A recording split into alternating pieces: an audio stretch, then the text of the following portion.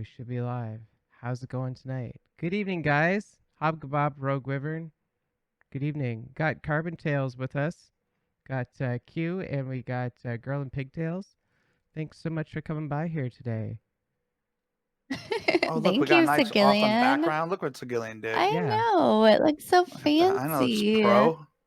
So Jesus, Hello, I didn't know we were everyone. going to look so pro. Hey, I Dr. look more pro on his stream than our stream. Rogue. This is going to be kidding me here. we just got to get a third person who does the camera switching for you. Man. That's all. Yeah. Oh, you got a third person to do the camera Well, that's switching? me. I mean, Yeah. that's me. Oh, called I stream see. Oh, nice. Yeah,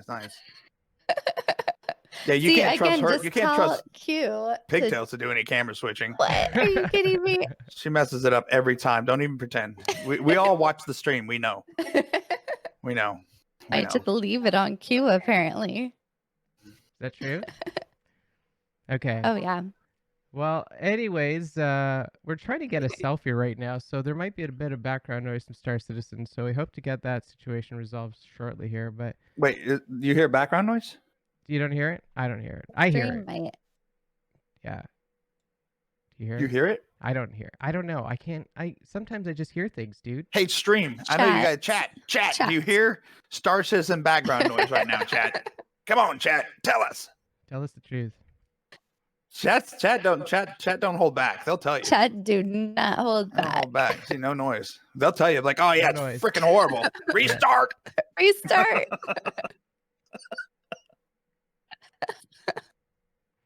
So the first thing I got on my list of questions to ask you guys, or at least to talk about a little bit, is you're coming up on a year anniversary. You've already passed the 1 year anniversary. Well, okay, so we did stream a couple test streams earlier, but I think our actual premiere was, I believe it was April 31st. I think it was April 31st was our premiere stream. So we're coming up on it. We're not there yet. It might be March 31st. I need to look. It's either March 31st or April 31st. Or it's the last day of either March or April. I don't remember which one it was. Hmm. And we I think it was April. Might have been. Or, yeah, I don't remember, actually. It was the first day of Invictus Week last year. Oh, yeah. That's how it was the first day of Invictus Week last year. Was our premiere. Genius and thought, hey, why don't we do our stream premiere on the busiest freaking server day ever? Yeah, remember we spent like 3 hours. We could not get in the server and ended up talking about shopping. That's how we got 3 hours Shopping on the Citizen Network name. The RSI store. Yes, we did. Shit. Yeah. Yep, for us, not for anyone else. We also talk about the Dyson vacuum and how wonderful the RTX voice is. Mm-hmm. Yeah. Unfortunately, we are in the same room, and so the reason it's picking me up more now, Sandman, than it was before, was when she was recording that YouTube video that she just put up. We realized that the threshold for the gate was too high, and it was clipping her own voice. So by lowering that down, of course, it made it so that her mic was open more, so it stopped clipping her. But now, since it's more sensitive, it's okay. I guess it now picks you up can me just say more, that you're loud. Well, that too. Okay, that's fair. They all know that. Just too loud, Q. I am horrible. So what's it been like now? 10 months of streaming. Like, I don't know. What have you learned? What would you do differently? Oh my goodness, it's been an adventure. Really, we couldn't have made it possible without Q and his parents and OCD-ness. You never know how technical streaming is until you actually have to start streaming. There's so many technicals, video, audio, the way things look. It's insane. And I would say if we had to start all over again, I don't know. Maybe make sure we get mics, I believe, at first. That's probably the biggest thing. We always wanted to make sure our sound was on point before the video. because I was using an old Nikon actually for the very first stream with a capture card and everything. That was so laggy and the lighting was horrible. Yeah, I would say, yeah, we went out of our way to get capture cards and things like that to get her Nikon camera the best I could make it. But at the end of the day, I think I should have prioritized the mics And then more, lighting. because as you see, even my mic, I have a mic on my headset right now, the mod mic. And the reason for that is I didn't build the setup with the intention of me having a really nice mic. So I don't have room for the arm given where we currently are. I will when we move, but given where we currently are, I don't have room for the arm to get the good mic. And I think I would have prioritized that because sound is everything. The video quality, I don't think people really care about nearly as much as, if your sound sounds like shit, right? So For sure. yeah, I think that's probably the first thing people should prioritize, or what I would have prioritized.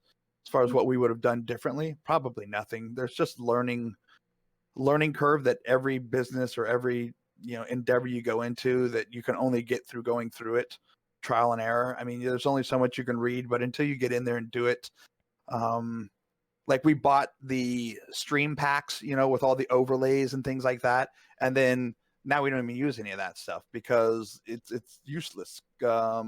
It's much easier, much better to do a clean stream with a lot less junk all over and a little bit more custom stuff that like our bar at the bottom on our stream, has everything there and it rotates through and things like that, instead of going out and buying a $30 pack for Glitch or one of these other ones. But you only really get a feel for that once you get your stream going. You watch it back and go, oh, maybe I do want to tweak this, or I want to tweak that. So I think the main thing is patience. I think I didn't realize how much patience you need when streaming. You need to try something, let it go for a month or so, and then evaluate, make a small change, let it go another month or so, evaluate. And it takes time to get to that spot where you're comfortable with what you have. I think that's probably the thing. How much more patience do you think you need, like looking at it now? Well, we're always trying to improve. So even now, there's certain things that we're going to be moving shortly, and we want to add the stream even better. A couple things that we noticed is we'd like to upgrade the lighting system, the green screen situation. Again, Q needs a better mic, so the mics, things like that. I think as far as the overlays, we're pretty happy with how that is right now, but now we're using Chatmeet instead of Stream Elements. We broke up. And now it's just slowly adding to Chatmeet, making sure that that thing is working. That's actually made by Agent Tech, if you guys don't know. And there's some really cool features that we've definitely trusted and invested in with Agent Tech, because there's nothing like it. There's things that people can use bits for to like swap our screens and our scenes. We also have the Cody Copilot Cam that we will be adding more and more to, especially as he gets older. He's not going to stay in Clusher prison for much longer, aka his little playpen. So we're hoping to get some more cameras up in like his little play area to monitor and watch him, because he's a huge component to the stream. I believe it's like a family affair. Yeah, I think when it comes to patience, I mean, we have patience, but what it was is, we spent in the first 3 or 4 months, I was putting multiple hours a day into adjusting the stream, making changes, this, that, and the other. And I think I was doing too many changes at once. When I look back, I did a lot of work I didn't need to do. If I would have just sat back, let the stream go for a little bit, watch it, then made a small change here, a small change there, instead of constantly making a ton of changes at first. I think that puts off chat. Yeah, for just sure. build your audience, your followers at first, and as long as you have good audio, I think that's all that really matters.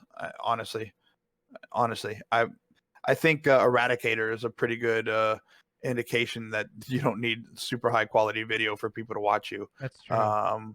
You know, or Cutlet, right? I mean, it's but if your sound is always garbly or crappy, I don't think people are just going to tune you off, because I think a lot of people have you on lurk, you know, just in the background. So if your audio is jacked up, they're just not going to want to watch. You know.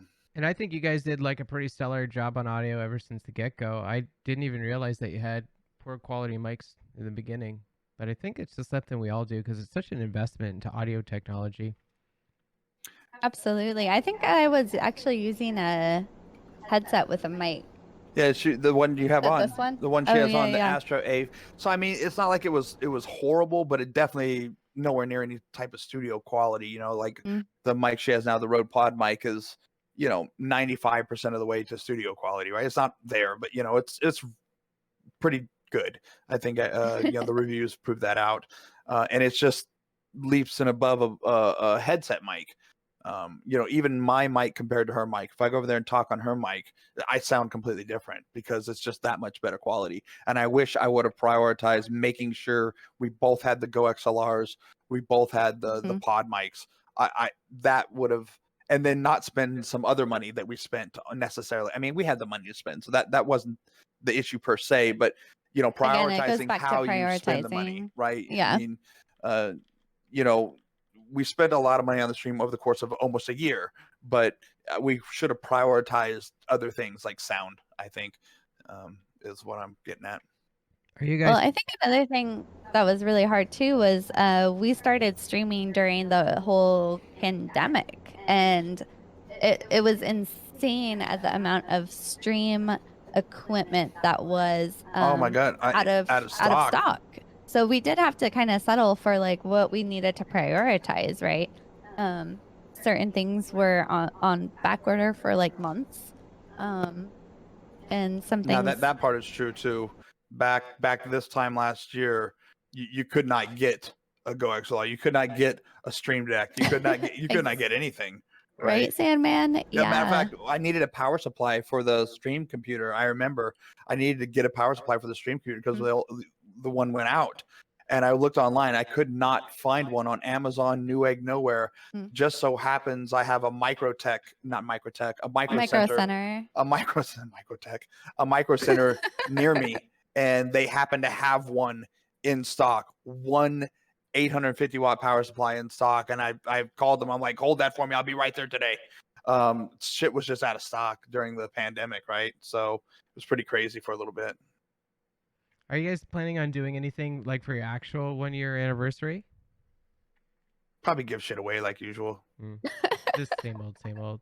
Do a party stream. Yeah, we're not gonna do. I mean, she's already said she's not gonna do any. She's never gonna do any crazy 24-hour stream bullshit or anything like that. She's not gonna do that. No. So No. I so like my sleep. like I'm sorry. Yeah, just be a giveaway thing. But yeah, I still can't believe it. Like the year has gone by so quickly, and it's been so amazing to see how amazing the Star Citizen community has greeted us and taking them in. And we've definitely found a whole bunch of awesome friends because of the pandemic, unfortunately. But Segellion, I believe, I was trying to remember when I actually first started watching you, and I want to say I was watching Morphologist, and he rated you and said how awesome you were, and I was like, oh yeah, let me check this guy out. And then I was like, oh, he's trading. Oh, he has classical music on. Yeah, he's so cool. And then it just kind of went from there. Yeah, you were during a time when Cody was just a few months old. So in the morning, we were watching some Galather and Noodle, but their music was just so hardcore, aggressive rock. And hardcore, right? And so when she found you playing the classical, like she watched you religiously every morning. Every morning she had you on every morning. That's funny. I remember that raid. Baby. That was like one of the biggest raids I've ever got. Man, that was so exciting. Yeah. Right? That was epic. And now we're here. We're together. You're our bestie. Yeah. our pizza guru. Well, you guys have a great stream, and you have a pretty good community as well. How much are you streaming? Like, what's your regular schedule? Well, since I actually had to go back to work, what we're trying to do is at least Tuesdays and Thursdays at 5 p.m. Eastern Standard Time for about like 2 hours or so. 2 to 3, yeah. Yeah. And then Friday and Saturday will be our late night stream, which is at 10 p.m. Eastern Standard Time. And then Sunday, if we can, I might do like an afternoon stream, but usually that day will be taken off. So, but Tuesday, Thursday, Friday, Saturday, So quite a bit. the normal days. Yeah. Did you like when you first started this? Did you think like 5, 6 days a week? Or are you thinking more, less? I don't know about. We knew that she was going to eventually go back to work during the pandemic when she was working from home. We were streaming Every day. 6 days a week, just trying to build at least trying to build an audience or some Right. sort of audience. And then when she went back to work, it got tough for a little bit there because she Because I have to trying get up at 4 yeah, in she the gets up at morning 4 in the morning. So to go to work. yeah, so then trying to figure out the schedule. So there was a 3-week time frame there where we weren't consistent at all, 3 or 4 weeks that we weren't consistent at all. And we lost a lot of regulars that we had before. And that then we kind of had to start over with some, getting a regular schedule. But I she think would that's the like to do it hardest full part. time eventually. Yeah. I think that's the hardest part about streaming is actually having a set schedule. And do you tell your coworkers about your streaming activities? Do they know about this? Do they follow? Oh, yeah. Only maybe 1 or 2, but I don't really talk about it so No. much. I work in the government, so I just try to keep this low key. Some of my boss knows, the president of my company knows, things like that. They know because that's I'm friends with these guys, so but I don't just go out of my way to go tell people or anything. I mean, but people I've been friends with, they know. It's not like a. It kind of makes me wonder, like, when this is going to be the new norm. Like, how long until everyone's going to do something like this? I mean, you could almost have a stream for everything. Like the pizza stream is just one thing, and like my nephews are telling me, because they play the violin, they're like, when can we play the violin on stream? And I'm like, hey, that's a good idea. Oh, that's I was like, you can do that right now. Yeah, totally. But I just like, when is it going to be accepted? I guess in society, do you think? When can you come out of the closet as a streamer? I don't think there's a problem with it now. I'm an executive in my company. It's not a problem now. I mean, I'm in a publicly traded company. I mean, if it's accepted in my company, it's pretty an acceptable thing to have. So I don't think it's a problem now. The only issue is you don't necessarily want. I would think some people don't want all of their colleagues to know about their personal business because they don't necessarily like them. Yeah. Yeah, I don't think there's a stigma like adulting saying, but there are people that you don't want in your business, right? And that's just life, right? There are people that you're like, you don't want them in your stream, knowing about your business, right? Like, I don't like you. I don't necessarily want you knowing about my business. I'm not going to tell you about my stream, right? So not going to tell you about my sip and search. And then, like, how does Cody fit into this? When is he going to start becoming like, realistically, when do you think Cody's going to become a streamer? Oh my goodness. Well, I think realistically, technically a streamer now. Like, yeah, he but gets him so being able to angry. actually do a interact with stream, yeah, when chat? he can interact with people, probably 8, somewhere around there, when kids really start being able to interact with people a little more. I think he knows what's going on. I mean, we play Twitch 24/7 now. We used to play the news, and then it just got depressing. But he actually hears, a lot of the most familiar voices, and they'll be like, "Oh, hey, Pigtails," or "Hey, Q," And so he knows. I think he's like, "Oh, those people are talking to, my parents, or he hears his name and he's like, what? That person on TV just said my name. So, and Yeah, he gets very angry if I am here at the computer looking like I'm streaming and he's like behind me. He's like, what the poop? yeah. Why aren't I He's over like, there? Yeah. why am I not in the stream, area, which is right next to me? So, And she'll be theoretically full-time streaming in 2 years, not because she's going to be famous enough in Twitch or anything to support herself from it, but because she just won't need to work in anymore. So yeah, the intention is in the next 2 years to just have her do it for a living. Whatever she happens to bring in, she brings in. It's not a huge deal, but it we're waiting. Honestly, we're waiting for the housing market to collapse a little bit. Yeah. It's really unfortunate. I mean, let's not pretend like it's not. It's extremely unfortunate because of the pandemic. A lot of people got behind on their mortgages, and there's going to be another. I'm not going to say it's going to be as bad as 2008, but there's going to be another housing collapse. Because there's going to be a lot of foreclosures on the market in the next 12 to 18 months.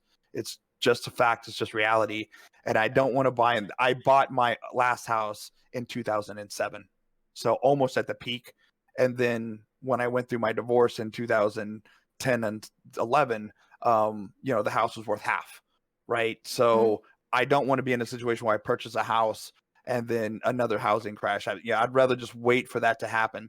So the idea is just for us to just keep doing what we're doing, just save up an even bigger and bigger and bigger down payment, and then get a house in 2 years, and then she'll just stream, and so Cody will be part of the stream world. oh yeah, for sure. Is And there when Girl in the ponytail is the divorce girl in ponytail. and once the pandemic kind of dies down a little bit and we're able to do meet and greets, I mean, I can't wait to take Cody and go visit places, Yeah, see everyone. yeah, and as a matter of fact, I mean, given my job, I do a lot of trade shows and things like that. Given my position in my company, I've always taken pigtails to my conventions and to my company outings and stuff. My company knows my family. My company knows, I don't like very few people do that, and I just don't care. I'm like, fuck that. This is my best friend. She's just gonna hang out with me.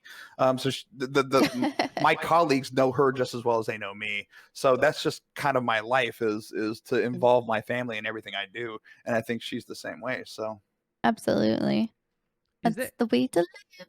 is there a strategy that you adopted that you found that wasn't very effective, like when you're streaming? Because you tried a lot of stuff, and was there something you yeah. picked up and you kind of abandoned along the way? And is there something along the way that you picked up, maybe that was specific to Star Citizen, or What for success? I mean, I don't think yeah, we've hit success yet. I mean, we're well, only averaging like 25 people. I mean, we're yeah, not but exactly it's averaging a like big numbers. numbers here. It's a numbers game. We have lots of analytics. You must be able to see some patterns by now on what's working and what doesn't. Yeah, so we find that there's two different audiences. There's the daytime audience on Tuesday and Thursday, and then there's the nighttime audience on Friday and Saturday, because those are two completely different time groups, right? One's between 5 and 8ish, where we get some European people that can attend the stream, and then the one at Friday and Saturday is much more of a chill stream, Rogue. the sip and search type stuff, where there's drinking, there's just a good time. It's more like a cheers bar is what we've tried to develop on the Yes. Friday and Saturday streams. It's just where, quite honestly, we have a lot of streamers that come in, as you know, and they just come and chill and bullshit, jump on Discord.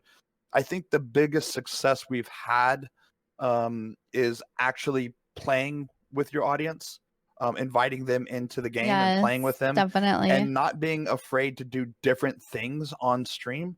I Mhm. think a lot of people pigeonhole themselves into, I just PvP, or I just do this, or I just do Yeah. that. We literally do every aspect. I We guess we try don't do a a whole lot of bunch of mining, different but we go We into Arena started. Commander. We do the Arena Commander racing. We do trading. We do fighting. So we really try to mix it up as much as possible.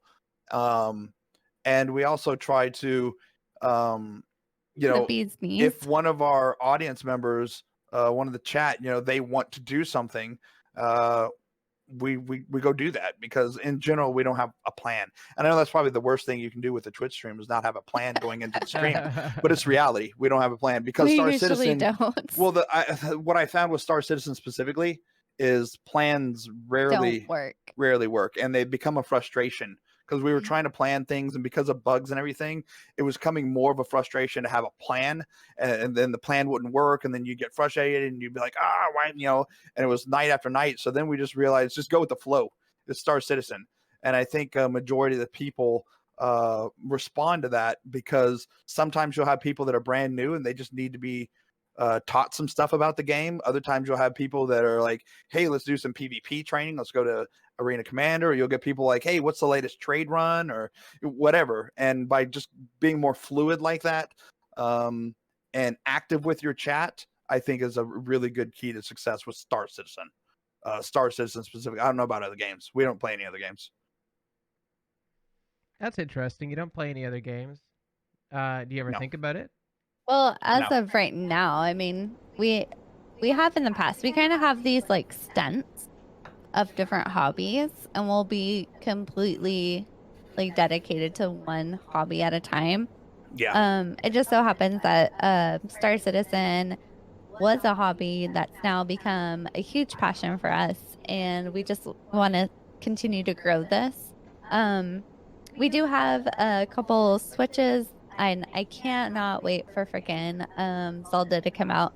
But I don't know. I think in a couple years I could see maybe doing like a Sunday afternoon stream of like, I don't know, everyone comes in and does like Super Mario Brothers, the racing kart thing. But I don't see being a variety big streamer.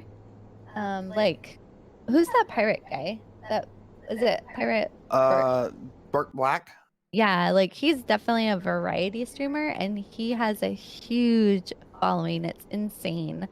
But yeah, I don't know. I like Star Citizen. Well, for me, there's two things. One, we're pretty freaking invested in Star Citizen, as you know, Segellion. Kind of hard to justify playing another game when you're as deep as we are. But for me, honestly, the biggest thing is I don't have time to get good at one game. I just don't have that kind of time in my life, given what I do for a living.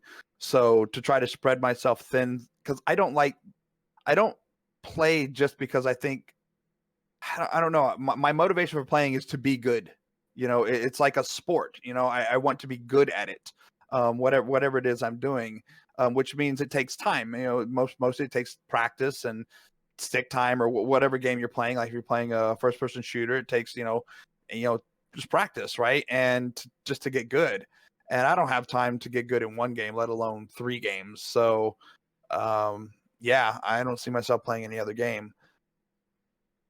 I look to you guys for He's all about that getting good. I look to you guys for getting goodness. I hope that's okay, because yeah, you're quite focused at that. So, well, I'm really focused on the theory behind it, and I mean, because I'm not saying I'm a good gamer. Okay, that's obviously I wouldn't put myself in that category.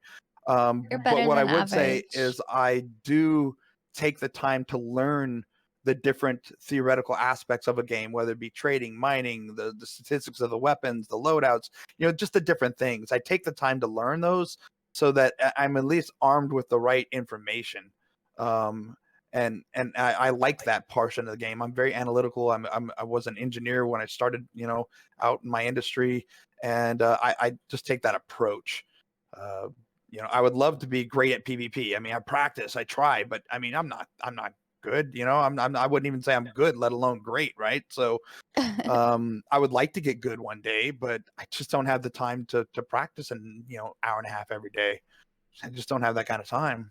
Well, you're good enough, at least. Like, if anything, you can be like the Charles Xavier, and this is like the whatever his institution of children or whatever. I think he's definitely improved for sure. But I get enjoyment out of teaching other people things too. explaining things to people that, they may or may not know. They're like, how do I get this done? I'm like, oh, I can help you out. I can show you how to do that.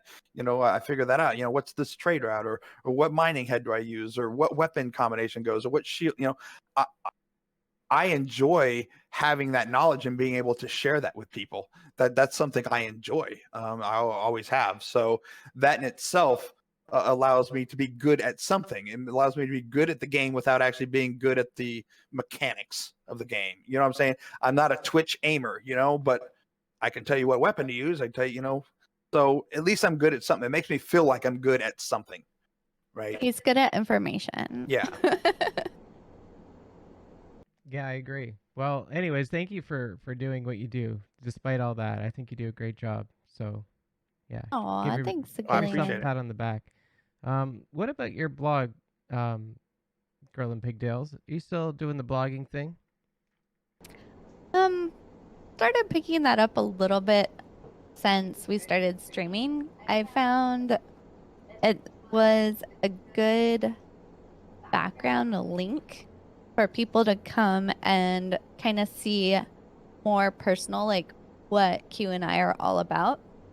So that's an 8 or 9-year-old blog, and if you go back, it kind of talks about our whole life, like when we got together and the adventures we were doing. I was going through school, working at Safeway, Starbucks. We loved hiking. Exercise has always been a thing, so we have a whole bunch of exercise stuff on there. I kind of took a hiatus when we came to Maryland, and because I don't know why. I think it was just so much going on at that time. And I just didn't have the motivation to post. And then when we started streaming, I found a way to link the blog post to Twitch and not Twitch, to Twitter, which I think main thing about being a streamer is you need to be able to find your audience in different locations, whether it's through blogs, through Twitter, through other social medias, YouTube, things like that. You need to like have all those driving forces come back to your Twitch channel, and the blog is just another leg of that. So I'm hoping to get some more blog posts other than Star Citizen up there right now, but it does take some time and motivation to post multiple times a day. I don't Yeah, really. I Go ahead. I would like to add to that. I think I would recommend anyone that wants to stream or wants to learn about streaming, go look at Alpha Gaming. I'm pretty sure it's Harris Heller. He does the stream beats and everything. He repeats himself over, and he built an entire channel of repeating the same 3 or 4 messages over and over again, but they're so true that if you watch his channel and you just listen to him, you realize how important the few things he tells you. Number one, we talked about it earlier, the mic, getting good sound quality. Number two, Twitch sucks at SEO. Right? It sucks at it, right? So you have to have alternate means, whether that be a blog, whether that be YouTube, whether that be Twitch, whether that be, I believe, Papa Freedom right now is even experimenting with TikTok. Yeah. Whatever it happens to be, you need an alternate means of SEOing people to your channel because Twitch is so poor at it. So I know he drones about the same 3 or 4 things over and over again, but they're so fundamental that then most people don't listen to him, and they don't do it, and because it's work, right? But I would recommend watching him and listening to those things, and that's where her blog, the new YouTube video she just put up, trying to go down that route. So. Well, the blog's been there it's a life blog. She's had it for 10 years now. Yeah. But we're trying to utilize that now to drive traffic to Twitch, I should say. Can you link me that Alpha Squad? Did you say Alpha Group? Alpha Gaming. Alpha Gaming. Yeah. It's Harris Heller. Yeah. On YouTube. Yeah. I think you. I'll link it to it here in a second. Yeah. Some fantastic tips. Seriously fantastic. Yeah, he basically drove numbers so incredibly crazy from his YouTube and other social medias to the Twitch channel that Twitch actually contacted him and was like, your stats are so crazy good. How did you do it? And he's like, Just know what I'm doing. Yeah, actually, he about 6 months ago he had a video that he talked about that Twitch gave him a call because his follower to subscriber ratio was so ridiculous that they were like, "What are you doing? Are you doing a bot? What is going on here? This is not anywhere near our metrics of what even the good streamers have. What are you doing?" And it's just the route that he takes to drive traffic and engage people. He has such a high subscriber to follower ratio, and then on top of that, he reutilized that money to create the free DMCA music, and now he's making $200K a month doing that. I mean, he's a smart guy. He's not the smartest person ever, but he is a smart guy. He is worth watching and listening to. Again, the things that he says seem easy. Or they seem logical and common sense. The problem is even though the common sense, they do take effort, and that's where everyone fails to do just the effort that you need to get it done. So he tries to push that over and over again. Just, get your SEO out there, get your YouTube on, spend less time streaming, more time getting people to your stream, because, he said the first year he streamed, he was averaging like 12 people. And then once he started optimizing through YouTube and Twitter and Twitter and Instagram and things like socials, that, now he's in 6 months, he went from 12 to over 300 on average. So he did that just through optimizing his SEO. And he talks about how to do it over and over, but it takes work. It's daily, something every day, not doing a YouTube video every day, but doing something outside of Twitch every day, whether it be, Twitch, whether that be Instagram, whether that be a YouTube video or whatever, doing something outside that has much better SEO that can lead you to Twitch, which has a horrible SEO. Yeah. I think about this in the future. Like, I wonder if there's going to be like, conferences or motivational speakings for like become a Twitch streamer today or follow these guys. Oh, you don't think those exist now? I don't know. Do they exist? They gotta be, man. They have to. Someone's scamming people out of that. That's exactly what I was thinking. Come on, someone's scamming people now on that. Pay me $1,000. I'm going to show you how to be a Twitch millionaire, right? Yeah, that's exactly what I was thinking about. Because they got teach you how to go viral. Yeah, well, there's a lot. That's what I'm saying. Adulting, they're sketchy, right? They got to exist. They got to be sketchy, right? I could just imagine, that could be something, because you got all this knowledge. I think about all the knowledge you have and how nobody else might have this knowledge. Maybe it would be a good thing. Maybe it's not a scam. What do I know about scams? It's not a scam per se. I mean, they're just regurgitating information you can get for free if you know the right places to go on YouTube, for example. They tell you, like Harris, he tells you all the steps you need to do. Tells you the secrets, but the secret about it is it's just work. It's just hard work. It's just hard work, right? He's like, I will literally tell you the secret to success on Twitch. It's hard work. And like he says, 95% of the people listening will not succeed. He's like, because they don't want to do the work. Yeah, he says all the time. It's like, I have no problem telling you guys these secrets because I know 95% of you will never do this work I'm telling you to do. He's like, I know you're not going to do it. So I will tell you, you will keep subscribing, you'll keep following, and you'll keep liking because it's good information, but you're too lazy to do the work. So I'm in no threat of losing my position here. So, and he's right. He's right. Don't buy the timeshare, adulting. Don't do it. He's gonna be the next up and coming streamer, adulting. I know it. I know. I can't wait.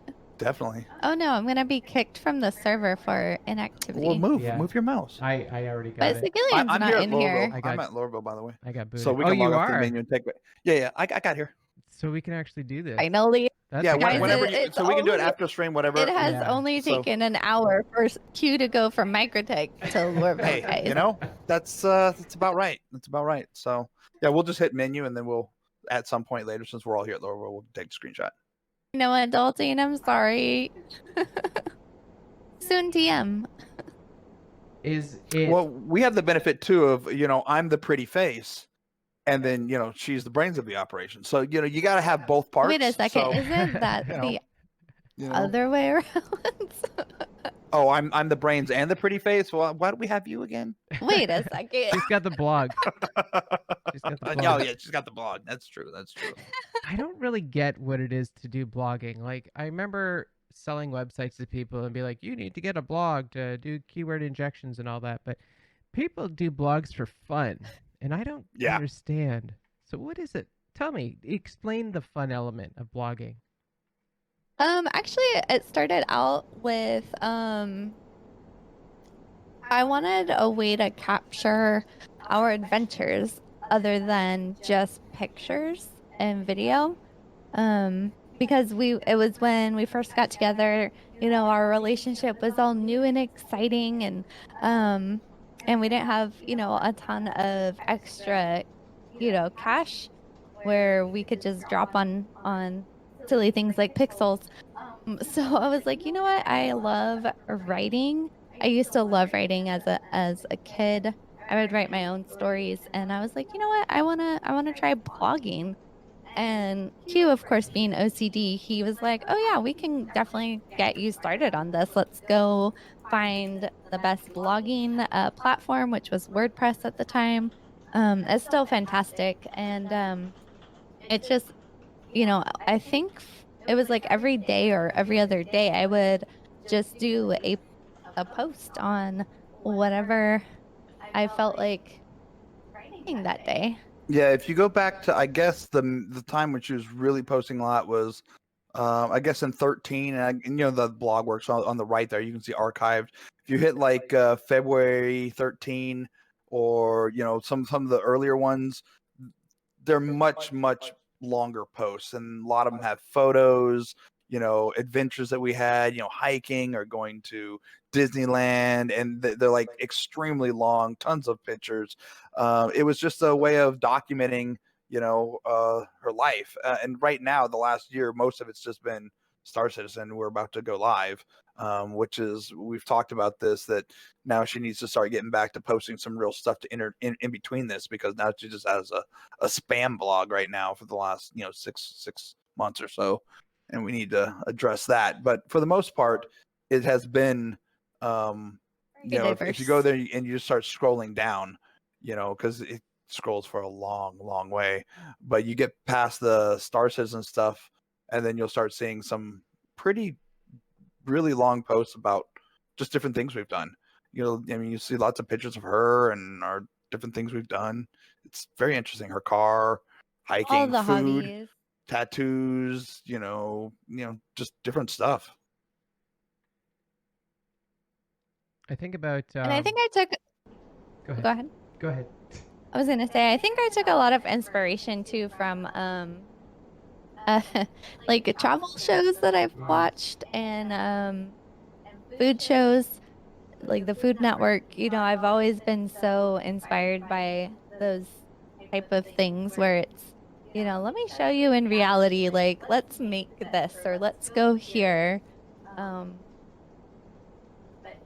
anyways, I don't what think were you it's- gonna say, Segellion? I don't think it's bad that you write so much about Star Citizen. I think about this too. Like, maybe you just don't have a life outside of Star Citizen, because I don't really feel like I do. Like, what do I possibly have to talk about another human being with if not Star Citizen? Like, Yeah, I don't think it's more so much about it's just about Star Citizen. It's just the posts have been lacking. All they have is about to go live, or this is what we're doing today, and it's just a quick little blurb, and they're all kind of just that. There's no depth to them at Substance. all. Yeah. Well, I think the Whereas main if you thing look is, at some of the earlier stuff, there's a lot of depth to the posts. yeah, but I think at least the last year or so, I mean, there hasn't been anything outside of Star Citizen, because, you know, we've been on lockdown and COVID That's happening. true. It's kind of like, well, we can't really go anywhere, so yeah, that's true. And I mean, I'm go ahead. no. I was just gonna say, so that's I know you mentioned you know, what are some of the things that we want to do like within the next year. Well, that's definitely one of my goals, is to try to start beefing up the blog again with multiple different posts and videos and trying to do some more YouTube because that was exciting. Getting my first YouTube video out there. Yeah, that's cool. I mean, you're the pro blogger. You've been doing it a really long time. So if it's tricky right now, then I mean, eventually I'm sure you'll get it. It seems more like it's a routine for you to do blogging. Would you say that? Like once a month or something, you write a blog once a week, maybe? Something like I that. think it's off and on. There'll be times where Yeah. she used to write, every Almost every day day. for a while. It's just on and off, right? Depends on what we're doing. If we're doing some pretty cool stuff, like anytime we go do a vacation, when we come back, there's bound to be a very, very long blog post. There's probably some blog posts going to happen pre going on vacation, talk about stuff, the what we're packing, because again, a lot of it is also information to people. A lot Right. of her blog is information. Like if you look Yeah. at her beer fest one, and we went down to Busch Gardens. It's about what you can do down there, how you can best utilize your money. She has one of her posts that has the most views is the Christmas tree one. Oh yeah, how It's like to the Charlie Charlie Brown Brown Christmas Christmas tree. tree. How to get a a Christmas tree for $100. And Yeah. decorate it and make it look awesome. And so she goes to Walmart. She got receipts, and she shows people how to do that, and that's got thousands of views because Yeah, that was one you of know, my best, I would say. yeah. So a lot of them are informative. Again, Mhm. passing information is kind of fun. I find a good deal on something or trying to save people time and money is I would say a huge success. If you have a piece of information, doesn't matter how you wrap it up and sell it. If you can give people a way to save money and save time, they'll watch it. They'll read it. So I guess that's probably what your YouTube is all about. So tell me more about what you plan to do with YouTube, maybe. Ooh. So definitely it's going to be a lot of Star Citizen content at first, but we have talked in the past about doing product reviews. And again, that's kind of where the blog and Q come into play is there is a ton of technicals. Because we buy we buy a ton of crap. And Q usually is OCD with he likes to find the best product at the best price. And I think some product reviews would be very beneficial to the site, especially if it's streaming equipment or baby products. I think those are some of the things I would like to do. I don't really foresee doing any talent, I guess you would say, type videos. Like I don't sing, I don't do music. I definitely don't want to show you my cooking skills. I'll show you my pictures, but yeah, again, anything I can do for information wise would be what mine is. Have you noticed any specific trends in the web traffic through the blog? Like you're following this Alpha Gaming guy, right? And I'm sure he's got pointers, but Mhm. I think your blog is quite special. So, like, do you get a lot of traffic coming in through that thing? Yeah, I think I have 3,000. Let me check. 3,000 viewers. Again, I would say some of the posts that get the most traffic is the ones that show how to save money and how to make an awesome thing like the Christmas tree, right? Well, that's cyclical. So every Christmas, that post will start gaining more and more views because people are starting to search for those, keywords that I've posted in. Keywords are definitely key for the what is it? SEO. SEO. Then as far as the daily though, the weekly, I have been getting a lot more traffic from Star Citizen peeps, and I think that might be because of streaming actually. So it just kind of goes in a loop. While we're streaming, we kind of post like, hey, check out the blog because it has the information on like our giveaway. And then when people go over there, they get to see other posts and things like that. I don't know how much content is being seen through search terms. I'm sure there's a a setting on there I could check, but those are some of the things that I've noticed. I think the ones that do the best are not just ones to save money, but the informative ones. And what I mean by that, let's say we're going to Disneyland and we talk about a packing list. You know, what you want to pack to take with you to Disneyland, and then you're going to say you're going, or let's say we're going to Disney World and you're going to Epcot that day. You know, what to bring with you in your backpack, what not to bring with you because security is going to stop you, right? Where to go first, you know, where to go second, you know, but the information where people are like, oh, okay, you went there, you did that. Now you're telling me, you know, based on your experience, what's the best route to take, or, you know, just like Star Citizen, like we do, right? We try to find the best things for people, and people like getting that information.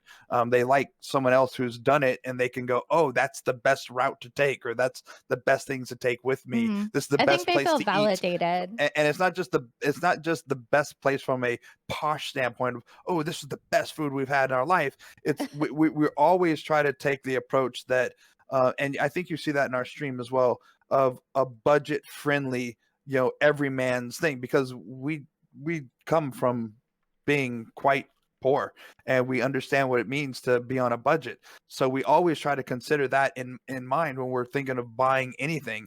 So whenever I recommend something, I always try to keep in mind, you know, cost to The budget. performance. You Mhm. know, so whether it's, like I said, whether it's travel and we're saying, you know, this is the type of place you can stay at, here's the top 3 places that we looked into, we chose this one, but any of these other 2 will work for you for a good budget. They're great places, you know, they're not freaking, you know, rat infested motels type of deal, you know, where, you know, they're not going to be, you know, 4 seasons, but it's going to be something mid-range that's cost effective, right?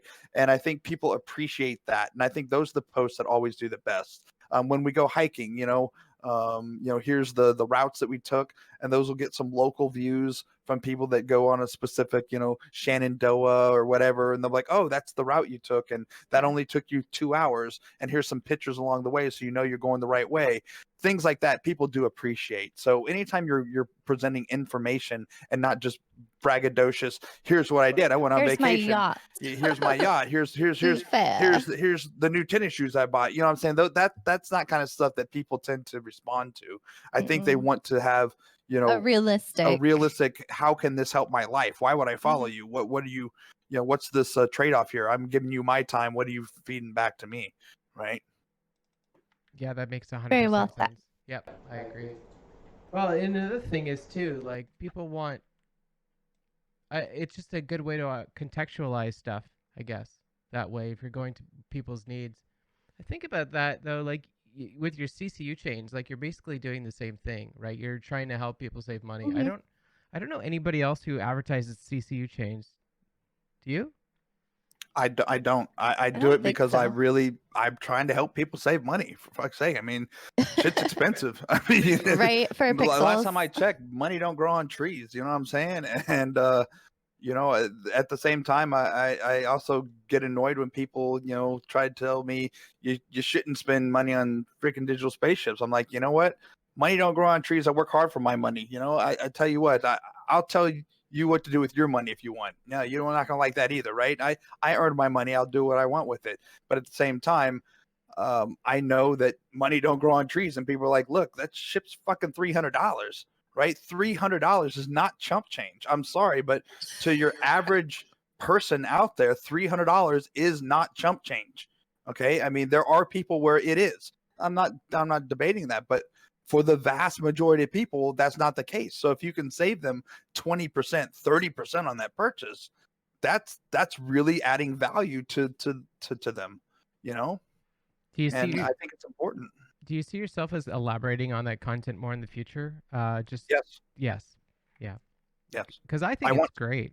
What that is. So It's just time consuming. You yeah, know, it's like the other night we had Aiko, right? And he was trying to teach me some PvP stuff, and you know, he's like, okay, I need you to practice these few things. I'm like, well, it's tough because I'm trying to do, like, you know, whenever there's a sale, CCU chains, and I'm trying to make sure I'm up to date with the latest weapon and shield builds for the new people that come in and asking about builds, and we're trying to make sure we know the latest trade routes, and also, you know, what do we got to do for going sip and start, you know. So there's so many different things that it's really tough to be. That's why before being get good, well, it's the same thing with the CCUs. I do as much as I can, and I get a lot of people that PM me, and I spend hours helping people, you know, when I can, but I can't do it every day. I'd like to be able to do it more, and I think we can do it more once she goes full time. Those are the kind of things we can put more effort into. Absolutely. How do you find those CCU chains? It takes so much time. He builds them, actually. Yeah, he looks. No, he's like you. He builds spreadsheets. And he will literally go and do the math for different upgrade chains. So yeah, that's interesting. Because like I looked at your most recent one, and I actually couldn't get it figured out. Like I couldn't get that. Was it $40 off or something? Yeah, $40 off. I couldn't get that one, and I was wondering if you might be able to walk me through it on stream. Would you be willing to do that? Sure, Okay, absolutely. of course, you know I would. I'm gonna see if I can bring this up. Yes, there we go. Can you see that? Right? Well, I know what it is. Which one? Yeah, I see your thing. Yep. Okay, so walk me through this. Like, where do I go from All right. here? So, do you have the Discord where you can pull up the actual chart real quick so I can show so people can see the chart real quick? Yeah, of course I can do What? that. That's okay. So, No, all right. The first thing I do is I go in there and so click on the right column. Click on the right column. The right column, not the left. You're in the left right now. Yep. Click on the right to the 2. Might be a delay. Right? Yeah, that's fine. So then I start scrolling down, and then if there is a war bond option, the war bond option will be cheaper. Okay? So I start scrolling down until one of them says 2 options. Now, the sale is not going on anymore, I don't think. This one. So Cutlass Red. 2 options available. This one? There's one right there. So if you click that, oh yeah, there's a stream delay. You'll see that there's 2 options, and one of the options looks like $10 off, right? So you select the bottom one, the $10 off one. Then you go to the left, and you select all ships in the radio button above. Oh, right. Okay. Sorry, stream delay. Yep. And then scroll all the way down to Cutlass Red, all the way down to the bottom item. That'll be the most expensive item that you can upgrade from. All right, so that would be scroll down all the way. So a Talon or Gladius. It looks like they're the same. Sorry, it's really small on my screen, but Talon, right? So that's looks like it was going to be a $10. If you click it, you'll see. I guess it's $10. I'm stream delay, so $10.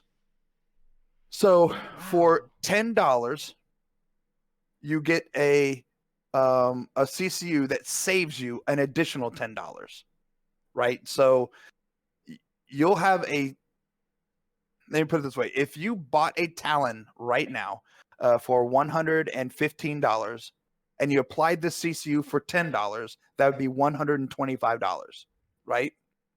Now, the ship, the Cutlass Red, is actually worth $135. So when you CCU up, it's actually worth $10 more. So by spending $10, I've now bought myself a CCU that will save me $10 on any upgrade beyond a Cutlass Red. Okay. Now, the idea that I try to do is I do this 2 ways. So if you have the money, it doesn't matter. You can just buy this however you want to buy this. But the idea is to save it so that people can use as much store credit as possible, right? So what I would say is you would start with something, whether it be LTI Merlin that you had or whatever. It doesn't really matter what you start with. So in this case, let's say you had $115 in store credit. What you would do is you would spend your store credit on the Asperia Talon, okay, for 115 store credit. You'd spend the $10 in new money to get the $10 off. Now you have $135 that you can now spend store credit up to the next upgrade. Right. And then you just keep building these chains as you go. Right now, there isn't a chain because the sale is over. So there's only one ship up there right now, maybe two. Right. It might be two. Yeah, so that's what I do. I build these chains and I figure out the math and the best route to do it so that you can spend as little new money as possible, because again, not a lot of people want to just drop $300. So if they can melt something to get that Hercules, right? What can they melt? And then how can they save money by spending as little amount of new money as possible to get there? And that's what I try to do for them. So the chain that I had was there were 4 major things that you could get a warp on. It was a Reliant Core, a Cutlass Red, the Hurricane or Heartseeker, which were the same price and same discount, and then the Warden. There was one more which was above it, which was the Retaliator Bomber, but that didn't make sense given how it just didn't make sense mathematically. So the 4 that I went with was the Core, the Cutlass Red, the Hurricane, and the Warden. Now, if you follow what I said, is if you had a rock, you got a rock to core for $5 as a CCU. That would save you $5 later. You get a Freelancer to Cutlass for $15, save you $10. A blue to Hurricane for $10, save you $10. An Andromeda to Warden for $20, save you $15. You would spend $50 now, okay, and then it would save you $40 later on any ship that was above 265, say C2 Hercules. But now what you would still need to do is you would then need to go buy with your store credit or new money, it doesn't matter, but with store credit, you had to buy a rock to apply the rock to core, CCU chain, yeah. And then from a core, you would then buy a core to a Freelancer with store credit, and then apply the Freelancer to Cutty Red CCU that you had bought. Then you would buy a Cutty Red to a Cutty Blue with store credit. Again, store credit. So you could build up this chain where you were only spending $50 in real money to get a Warden, in new money to get a Warden. You're saving $40, and the rest of that money, the other $220, is, well, the other, I guess, was it 15? The other $170 could be store credit. So for the most part, you spent nothing but store credit. You spent $50 in new money, and you still saved yourself $40. So the ship, when you melted that Warden, it would say you would get back $225 because that's how much you paid for that Warden. But if you were to upgrade the Warden to something else, your actual value on the Warden in the upgrade path is $265. Gotcha. So it's a lot of math behind it, and it's not too complicated, but it does take time to figure them all out and keep track of the sales and things like that. And for new people, like I said, to save $40 and only have to spend $50 if you had 170 of store credit, that's great. You can melt a ship, melt your Super Hornet, right? Spend $50 and get yourself a Warden. That's a great deal, right? Instead of spending $265 on a Warden. The biggest thing, though, with the CCU chains, though, is it cannot be melted, right? It can be melted, but you can only ever buy back the original item. So you like if you were to melt it, say you follow the chain all the way up, your Warden was $225. If you were to melt that Warden in that chain and you started with a rock, the only thing you'd be able to buy back is the rock in your buyback. Gotcha. But you would get your $225. You always get back the money you spent, right, when you melt it. But in your buybacks, you wouldn't be able to buy back the CCUs. You would only be able to buy back the original item. So that is the downside to doing this. So by saving money, there is a opportunity cost. For example, you can't melt it later unless you're done with it. You don't want it anymore. So for the most part, you keep building on these chains. So the Warden would then turn into a C2 Hercules, that would save you some money. The Hercules would turn into an M2 or whatever. You know what I'm saying? You would just keep growing that ship is the idea of a CCU chain. For example, in her hangar right now, she has 4 Mercury Star Runners. That we only paid $180 for in the CCU and it's chain. a $400 ship. The Perseus she paid $470 for. Right. So through the CCU chains. So it does save it, but if you ever melt those, we would just get back the Dragonflies that we started with. right? We get all our money back, but when you were trying to unmelt it, you'd only get your dragonfly, right? We would have a lot of store credit. How often we do have we shit. see these CCU chains? When do they happen? Every sale. Every sale. Yeah, Okay. they always have war bond stuff that happens during the sale to incentivize a certain ship that they're trying to go. During the Invictus coming up, there'll be some war bonds for a variety of ships that they're trying to pawn off on people. Yeah, On off? No, you didn't. The next That's ship really what sale it is is. going to be crazy. I don't know if it's going to be Invictus or not. I like. It will be Invictus. It will be. It will be. When That's is the next Invictus one. happening? April? Yeah. I mean, same time as April, May. Yeah. Because I think about when 313 comes out, there's going to That's be like 2 months away. There's going to be a you sale know. for that for all the Crusader ships, but that'll be Well, that's just going to be an individual ship though, or to one.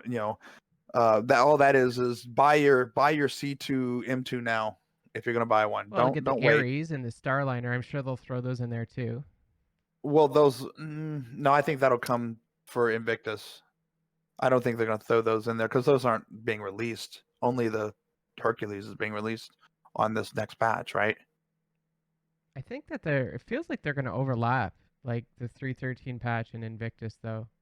April. It's possible. It could That's be, possible. yeah. But I would say if you want to buy a C2 or an M2, buy it now. Buy it now, because they usually they're a little more hidden about their language. But I can't remember the email that came out. It said something along the lines, and I'm going to be pretty close to quoting it, but it said, "This is your last chance to buy a C2, M2, or A2 at its current price before it becomes flyable." I mean, that's got to be pretty close to the way they worded it. In other words, the current price is not the flyable price; it's going up in value. So get one now if you're going to get one. You're going to save anywhere between $20 and $50 on that ship if you buy it now, as opposed to when it becomes flyable. How much do you think it's going to go up to the C2, M2, A2s? I want to say the C2 right now, I believe it's 360, right? I see that hitting 400. The M2 is 480, I believe. I can see that going up to like a 525. I don't know if the A2 is going to go up in price, honestly. It's already kind of overpriced at 700 if you ask me. But I think the other two have room to shift up to the A2 a little bit. You know what I was thinking the other day is maybe the A2 is so expensive because they don't want a lot of people to own these ships, because you're going to be able to bomb people's outposts, like other players' outposts with the A2. Maybe. Yeah, the A2 was a whole limited. Yeah. At one point in time. They just recently made it non-whole limited at this last anniversary sale. It was whole limited. There was no CCUs for it. And it was a timed thing where you just like an interest, right? You had to get in there and get it during its time. And then they undid that just recently. So yeah, I think you're right. They wanted it to be whole limited. And I think just given its price point for what you're getting, I think it's already kind of limited. I mean, you're not getting, I don't know. I think that's not a great ship, the A2. I think it looks the coolest. The black and red looks sweet. The bomber aspect could be good. We're so far away from ground gameplay right now that we have no idea about that. And you're sacrificing so much cargo for bomber or ground gameplay that we don't have. It could be great in the future, or it could suck. We don't know. That's that far out, right? It's just that far out. We don't know how well it's going to be. So I don't think a lot of people are jumping on the A2 unless they just really love that red and black, which there's plenty of people that will pay the money for just the red and black skin. That's no doubt. That's the only reason I'd want it, to be honest. And I would probably pay the money if she didn't have them already. For the red and black skin, right? I mean, it fucking looks cool. Everyone likes the cool skins, right? So Valinar said that they used one of our CCU chains. I was like, I hope it did good for them. Yeah. I mean, I've posted several of them during the Invictus week. Like I said, we were saving I know we saved like 125, maybe 130 on the Perseus. I mean, so we were saving some serious money on that. We posted the whole chain, and I know a lot of people bought it, and it was a lifetime insurance too. So I mean, it's hard to say a deal when it comes to paying Yeah. that much money for a pixel, but the reality is, you know, I would say, relatively speaking, Mhm. it was a deal. and I would say probably there's two main things we try to have in the CCU chain is one, will it save enough money? And two, can we get LTI? Mm-hmm. I think those are the two things that like we try to consider most when we're trying to build these chains. Mm-hmm. I mean, we don't know for reals what the LTI is gonna be like when it's implemented, but it's better to have it. Well, it's like think. I always recommend whenever they're doing the, you know, bring somebody in for $40 and you get a Merlin or a Dragonfly with LTI. I always recommend people just get a second account. Just do it. It's $40 that you can then transfer over to your account, your other account, anyways, and it gives you an LTI token that's, you know, can be used in these chains. Because think about the Merlin. They gave us a free Merlin. What good is that ship? It's if you don't own a Connie, what good is it? It doesn't have a jump drive. What good is that ship? If you don't have a Connie, what good is that ship? Right? It's I don't get it. Because if you own a Carrack, you already have a Pisces, right? If you own an 890 jump, you're supposed to be getting an 85X, right? I mean, so it's like, what good is the Merlin really? There's no jump drive in it, so it's just an LTI token. Just an LTI That's all token. it is. Yeah. Yeah. No, I got that. So Well, I think the CCU chain is pretty cool and it's unique to you guys. So I hope that you keep pushing that for the future. You know, it could be good YouTube content. I don't know. It's something nobody else is doing. How did you guys like the ISC this week? Did you get a chance to watch it at all? Crusader? Is that the cherry blossom? mhm. Yeah. Yes, I'm so excited. And I definitely can't wait to see if they're gonna have space car washes. I need that in my life. Yeah, that's true. God. Yeah. Oh my god. The new planet that, or I guess it's a new planet, right? The new destination of choice, I think, looks amazing. It seriously looks so serene, and I don't know. They've been doing a really good job on the feel of certain areas. That definitely felt like a vacation destination place.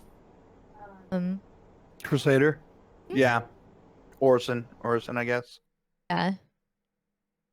And then it's going to be interesting about the wear and tear on the paint, because if you know anything about real car collectors, the paint has to be pristine or else the value goes down. So it's going to be interesting for I'd love to talk with some other ship collectors in game to see what their thoughts are on the degradation of the paint, because it's like, can you repaint it? Will that change the VIN number basically? Well, yeah, you could always like claim it, right? Wreck it, Mhm. then claim it, but then you get a new serial number on it. Will You know, you get so a that new would serial affect number? the Yeah. collective value. The thing that annoyed me on that one was the window, how much scratches I saw. I was like, Yeah. come Well, maybe on, clean them that's off now. balance gameplay with fun, you know. No one, it's already bad enough, some of those windshields, you know, if you get the sun anywhere near that windscreen, it's like, well, fuck, I can't see nothing in front of me, you know. I get realism. I'm tired of everyone with their immersion bullshit. Stop telling me about it's breaking your fucking immersion, because it's not. There's so many things in this game that aren't realistic, that, you know, we don't need to be blinded by our fucking windscreen. I'm sorry. That, I mean, sometimes I think they take it a little too far, and that's one of those things where already you've seen some of the ships that have the windscreens that have a lot of dirt on them, like the Freelancer. You know, it looks like someone washed the windshield with a dirty diaper, right? I mean, it looks fucking horrible already. Ooh, now I need scratches on top of that. Come on. I don't need But my that. immersion. I don't need that. I want to be able to play the game as well, and be able to see, not be blinded. Sir, did you just call this life-changing event a game? Oh yeah, I'm sorry. I What did are you did refer to this thinking? as a game. That was my mistake, everyone. That was my mistake. Sorry about that. Don't you think though that the whole scratch window thing is just going to be a part of the cleaning? Like, if It you, could be. yeah, like maybe that's how they do it. They just do it in advance, and then they'll call that feature back eventually. My problem is just one more thing that's guaranteed going to bug out. Right now, already you can't refuel, or rearm. It's just going to be one more thing to bug Yeah. out, and now I can't freaking see. You sound Right? like such I'm an No, old just, person. actually, that's just what's going to all- happen. All I keep thinking though is the what was it, the minor shadow that looked like a Oh yeah, the jizz shadow on the Prospector Forever. prospector. You know, it's like, come on.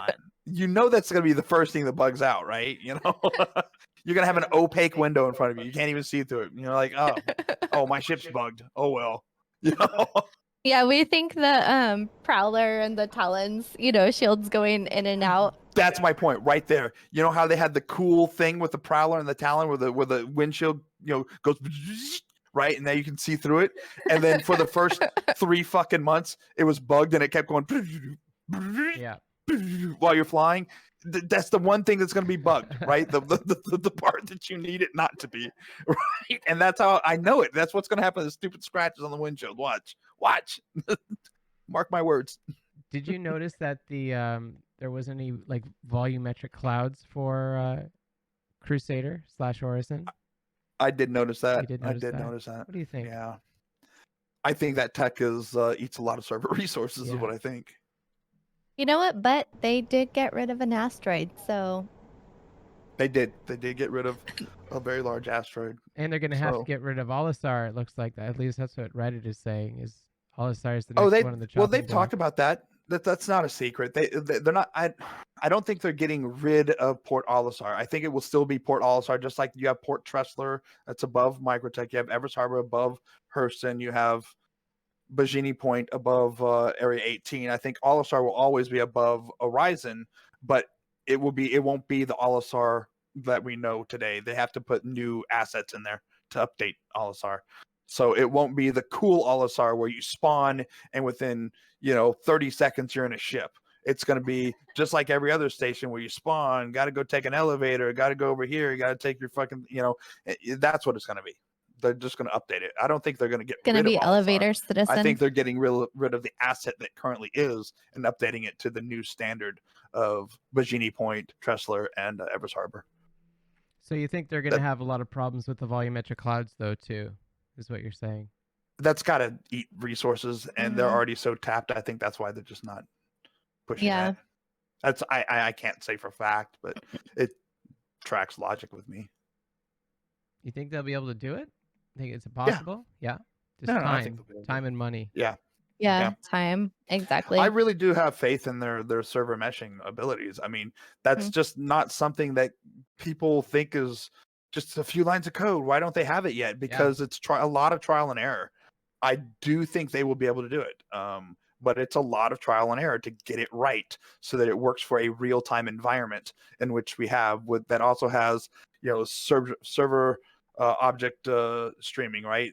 Container streaming, because those objects also have to be real time and interact with each other. So I think it's completely doable. There's nothing novel that they're doing as far as the technology. The novel part is putting a bunch of different technologies together to make it work in a real-time environment. And when you're migrating that many things together to make it work, there's going to be bugs and there's challenges and hurdles. But I do think they're going to be able to do it eventually. I do. So Did you see that they confirmed that the space whale is a creature of Crusader at the ISC today? I This- saw that. I Yeah. was so excited. I totally foresee that during a sip and search session, trying to find the damn space whale. Mhm. So how long before the first space whale is dead? Yeah, that's a good question. Ooh. As much as They I can't do- put Yeah. in. They can't put anything into the game that you won't get 10 streamers racing to see who can kill it first. Yeah. And as much as I don't want us to go around killing animals, our immersion, like- Immersion. Yeah. I mean, it was Hey, like that in Star don't break Wars my immersion. Galaxies too. compare everything to Well, that's Galaxy. specifically why they said, well, I don't think they said it, but I think they implied it specifically that's why they're not adding kids to the game, Oh yeah, right? Oh, Because sure. someone's going to find a way to freaking murder that NPC kid and then post it on Reddit, right? Yep. And that's going to be gonna be a bad press. mess. That's going to be no. They're like, fuck that. We know our game has bugs. We're not putting a kid in there. It's not going to happen. I remember there was kids in, I think it was Fallout 3, the little lamplighter. I think that's what it was called. It was so weird. Like there were kids in the game and they could get shot and stuff. And it's, I mean, this is what I would What? expect from Fallout. Like that's what Fallout 1 was all about, that weirdness. But I'm okay with, not having kids in Star Citizen. I'm all right with that. Yeah, they would have Yeah, to aren't be we adulting. They would supposed to have to be be- immersion breaking invincible tots, right? Because Right. there's no way they're going to allow that. They already get the scam citizen, thousands of dollars. They already got that. The last thing they Yeah, need they is don't need that rep. it's a game in which you can kill children. That's the last thing. No. That's the So, last thing they need Yeah. publicity wise. so aren't they supposed to say like we're all clones or something? Yeah, something Wasn't like that what they were implying? Yeah, the death of a spaceman thing is, I think it's still, Up in the I air. think it's still a little more up in the air than they're saying. Yeah. I think they're floating ideas to see how the community reacts, but in reality, I think it's still kind of in the air on how hard they're going to push this, because as the community grows, we're about to hit 3 million. Someone posted in the thread earlier today, we're about to hit 3 million. People who have signed up, and when the game goes live, theoretically they're going to have 10 to 15 million, right? And as they get that kind of audience, they really do need to balance towards all-purpose gamers. It can't just be the hardcore Right. niche gamer that it was when they first thought that they could spend $3 million to build this game. Right. I mean, look at the original Kickstarter. They were thinking the 3 to 5 million. They would have a game out. It was for a very niche community. Niche. I don't know how you prefer to say that word, but there's a very niche community that they thought they were going to get a game out for sub 10 million. Right. That was very clear. And then as the money started coming in and interest started growing, I think the niche community started getting drowned out by much more average players. And I think some of the original things are going to be different than they originally advertised to the original backers. Yep. I think that's just a fact of life. I just think that's how it works. Honestly, I think it's unrealistic for us to think they have all the answers, especially to something as complicated as death. My opinion. Yeah. Yep. Well, and again, the original stuff, I remember the original stuff. I wasn't a backer back in the original, but one of my friends he's the one that got me into the game. He's actually a developer in my company, still is. And he's really into the hardcore gaming, like Tarkov, right? You die, you lose your shit, right? You one death and you got to restart your game. I mean, he's like out there. And so he was following along, and that was what he was thinking this game was going to be. You die, death of a spaceman. You die, you got to start over, right? Type of deal. But I don't think that's realistic when you're looking at a general audience of people. When you're now going to have almost $1 billion game probably by the time it releases, that isn't a game built for a niche, hardcore, super hardcore group. I think as soon as Seg and RSI decided to make a AAA game, which that's their hopes, niche went out the window. That's true. Niche went out the window as soon as they decided we're gonna do a AAA game. That was it.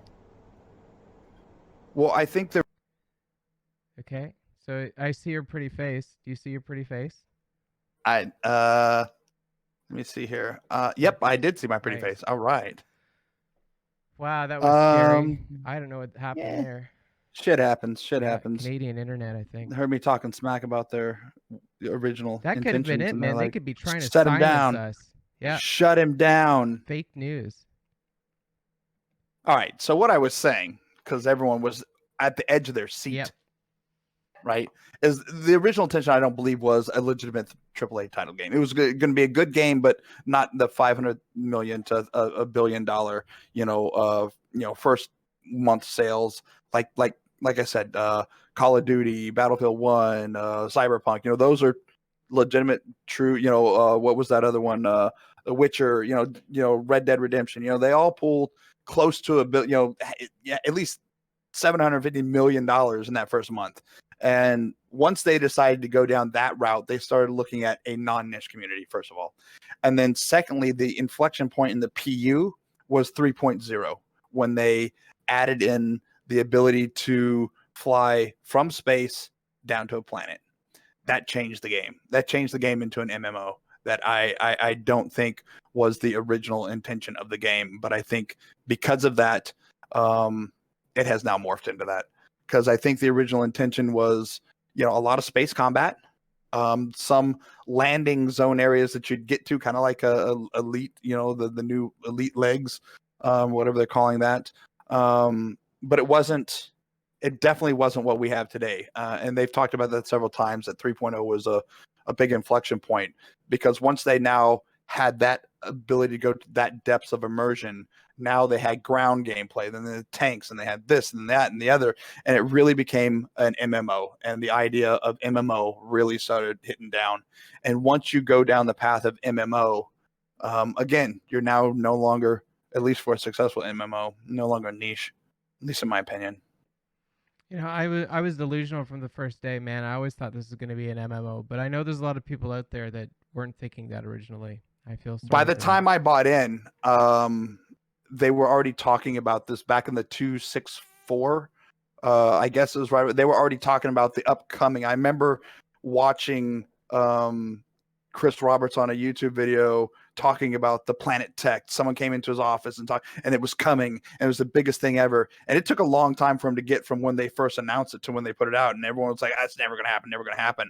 And then once they did it, it was game on. So, but as soon as they said that, I thought, and I was reading everything and all some of their ambitions of, everything from trading, mining, salvage, refueling type stuff. They talked about diplomacy. They talked about, a bunch of economics in there. The ability to have different quote unquote mission givers. That's just all MMO. That's just all MMO, so those things are just foundational to an MMO.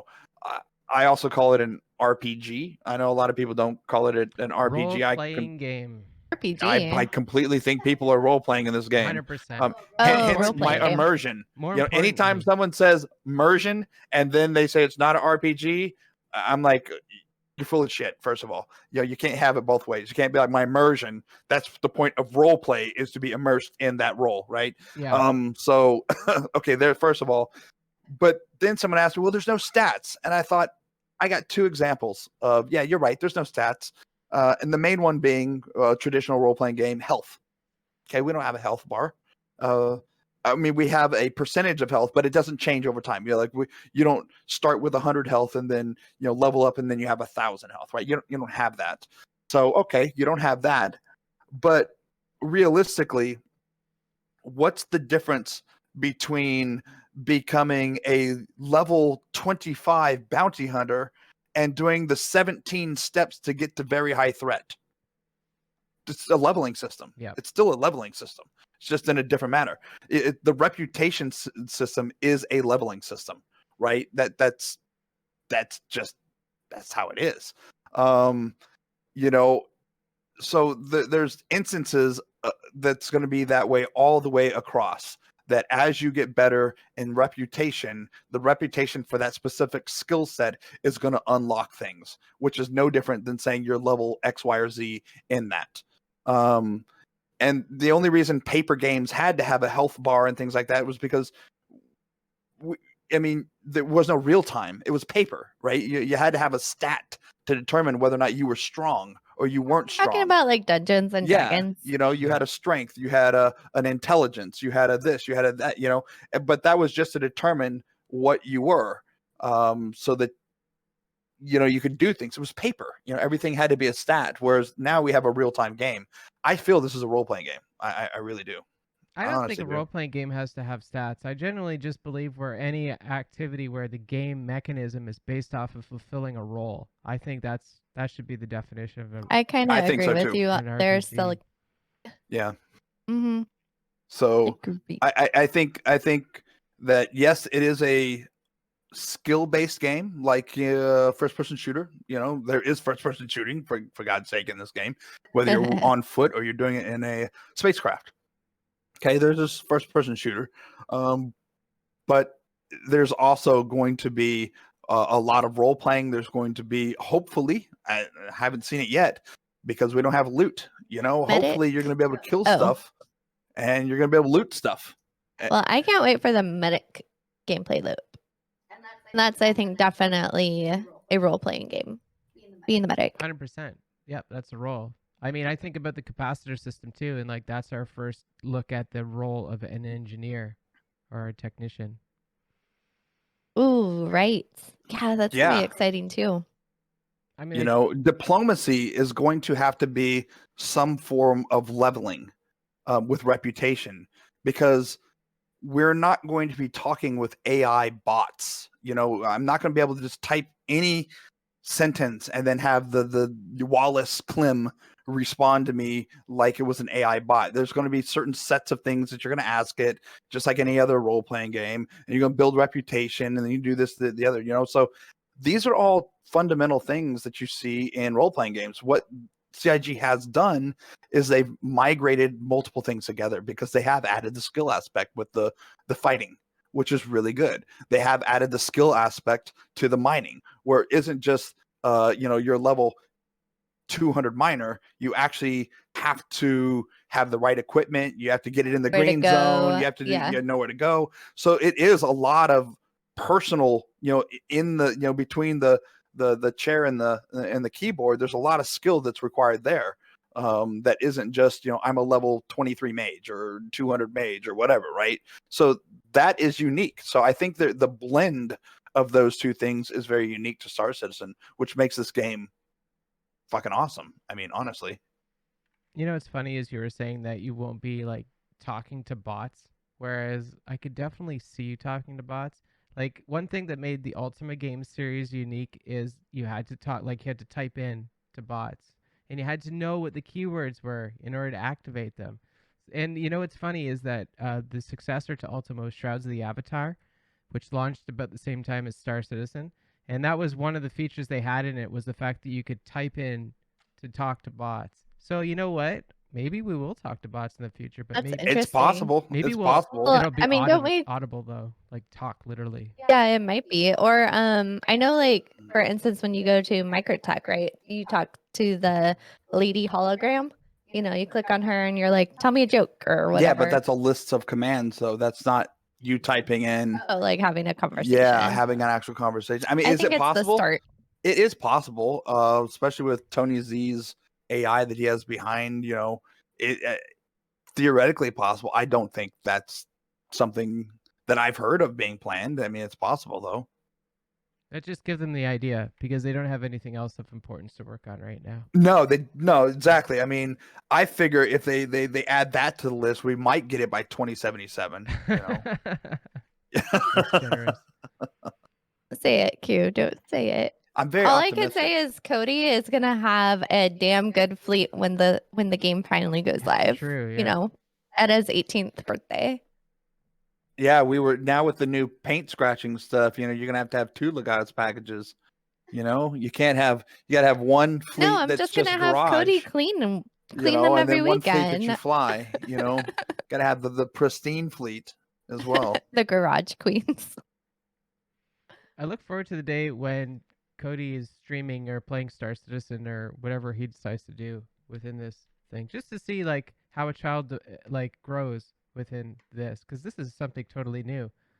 I think so. Oh yeah, absolutely. And I think we've actually had a few people in our community in our chat who actually play with their kids, and their kids are, I don't know, like, I would say probably like between 8 and teenage years. And they have a blast, man. You know, someone was saying they put their kid in a turret and they had fun, Yeah. you know.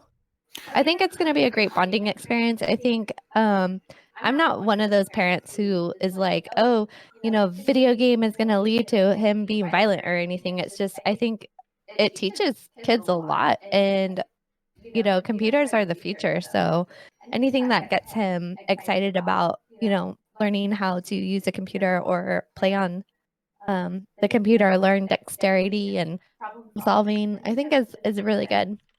It'll be fun. So to answer Jaja, he says Q, what is talking about a list of commands to elicit a reaction? What I was referring to is there's not going to, in my opinion, they're not going to have any AI that's going to pass the Turing test, right? You're not going to just walk up and talk in normal standard English, type in whatever you want, and then elicit a natural response back. I don't think. That takes massive servers right now to get one bot to be able to act even close to that good. So I don't think they're going to have, you know, thousands upon thousands of bots acting that good. I think it will be your standard. Maybe the list is longer, but it will be the, you know, the standard list of, you know, 20 things I can ask them, right? I'm just thinking. And then based on your reputation, they have, you know, a bunch of sub lists of things they respond to you. But I think they're already having trouble just getting subsumption with the movement of the AIs right now to get them to move about their business without, you know, T-pose. ending up in a floor or T-posing or, you know, doing something stupid. So I don't know. I mean, I would love to see that kind of depth. I really would. I mean, trust me, we're deep into this game. We back it. We really want to see as much as they can throw at it.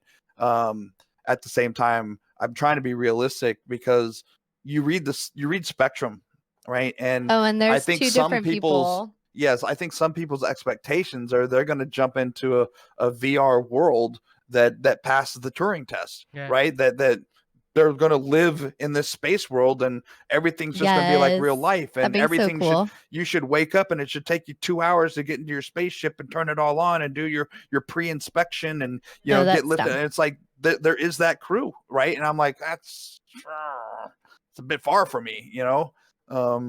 I don't mind having that option, but I think there needs to be the quick starts and there needs to be the Needs to be a balance between Yeah. reality. Like we joke all the time about elevator citizen or Yeah. tram It's citizen, gonna get Right. worse. but yeah, there definitely needs to be a balance between realistic deities, I think is a word, and you know the action, Yeah. I mean, it is a game after all. I mean, right? I think about that because, like, I think it's going to get worse with the docking system where we're actually going to have to walk Oh all the way into our God, capital ships. But I mean, like, right? how do we fix that? What's the solution for that? More elevators, more trams? Relates. no, I don't No. mind certain things taking, but that in order to have the important things take time, they need to eliminate some of the other things from taking so much time. Like I don't necessarily need my elevator ride every single time I jump in there to take 30 seconds. Or, you know, I mean, no, it doesn't, but you know what I'm saying?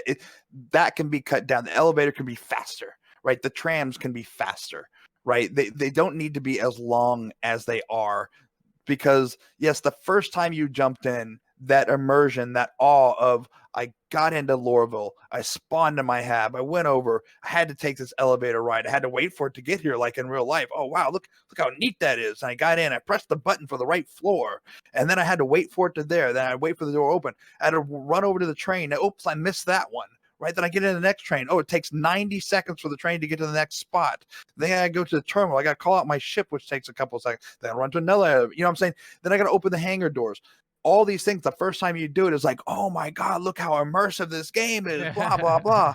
On the And then 100th time you've done it, you're like, fuck. How much tedium is in this game? You know. Well, I thought it was really interesting the video that Space Cutlet had done on how long it takes to just call for landing. And he calculated over like the course of like months and years Yeah. and all this stuff. And it was crazy how long it It was took. like over the course of 4 years, it was like 7 full days. And that was just pressing F11, the amount of time it took to open for your Moby glass, moving over to the tab, pressing the thing, waiting for the response, closing it down, just that. Just adding up the 30 seconds each time, or however long he calculated, each time for that to happen, if you did it, 10 times per game session. And it added up to like 7 days over 4 years.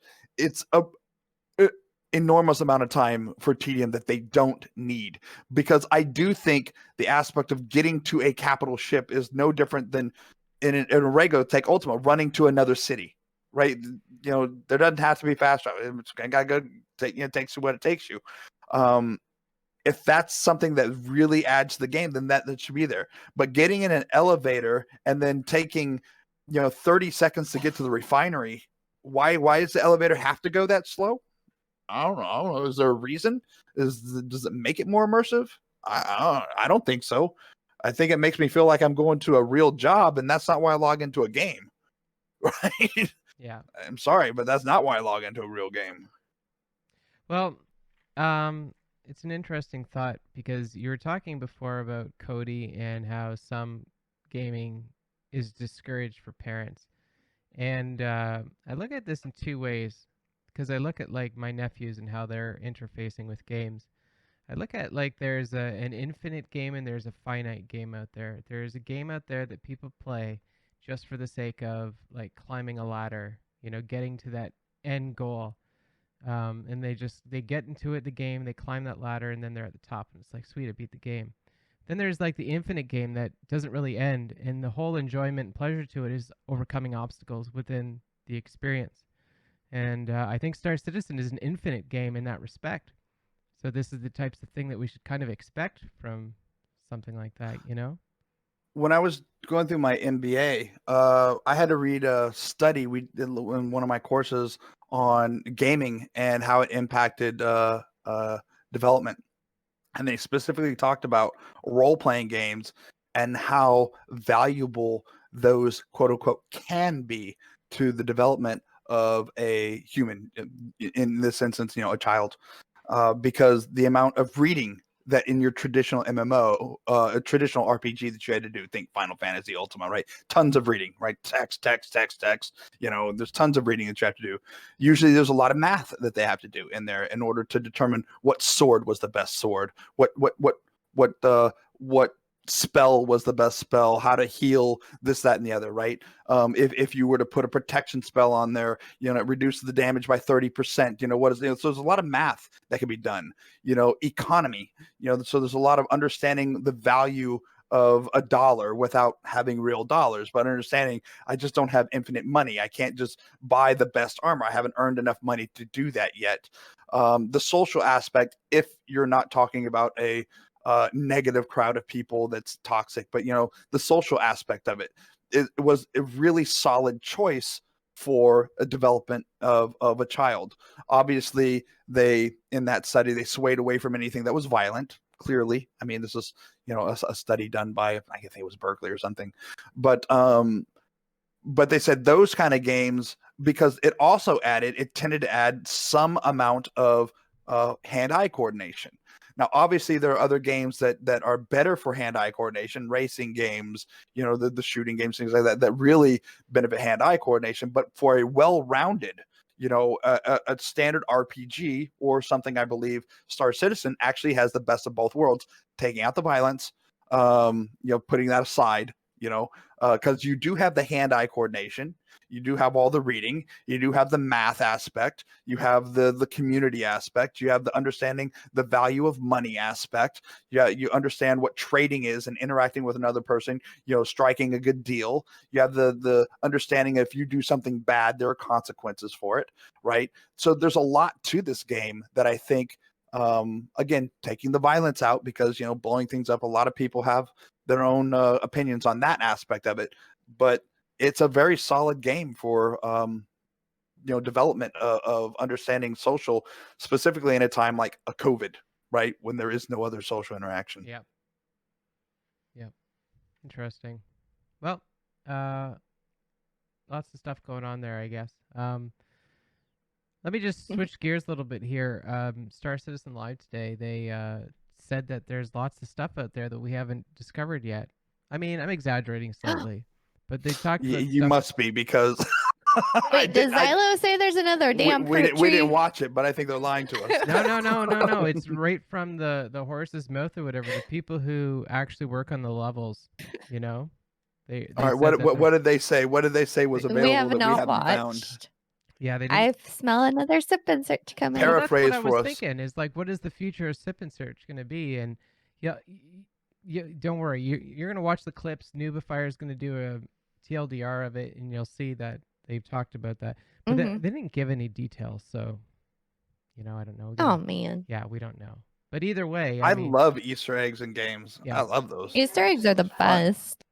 well, I think that we might have to switch gears a little bit, really, or put it into a higher gear at least as far as searching stuff goes, because I guess there's stuff out there still. So Well, yeah, we'll watch it and we'll Hell see. yeah! He said he has hinted at undiscovered locations On his on Reddit. his Reddit. Who on whose Reddit? Is this Yeah. Jared? Is this no, it was one of the one of the Jade- artists or the developers. He had The artist? undiscovered locations? yeah. Can you What? find that link, Jad? Man. Yeah, we got to step up our sip and search game. Yeah, that's what I was Right? thinking. Guys, I kind of thought that you guys already knew about this, and I was like, oh, so what kind No. of things would you like to do? But we don't know anything about it, so maybe we'll have to No, save that for the next stuff, we conversation. didn't have time to watch it yet. Yeah. Yeah. yeah. No, that's fine. Yeah. Hello, Space Whale. Hello. That would be fun. Finding space whales? Well, I think that's going to be a common activity.